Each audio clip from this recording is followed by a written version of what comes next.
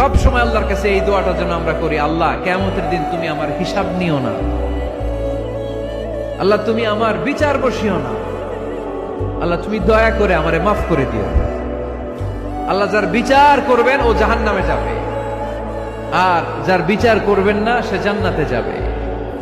আল্লাহ যদি বিচার করে আর পাই টু পাই হিসাব নেয়, নামাজ পড়লি না কেন, রোজা রাখলি না কেন, মিথ্যা বললি কেন, খাদ্যে ভেজাল দিলি কেন, মাছে ফরমালিন দিলি কেন, যৌতুক খাইলি কেন, ঘুষ খাইলি কেন, উল্টাপাল্টা করলি কেন, জিনা করলি কেন, একটার পর একটা প্রশ্ন বানে যদি সেই ভয়ঙ্কর দিনে আল্লাহ আমাদেরকে জর্জরিত করে, আমাদের কোনো উত্তর আছে?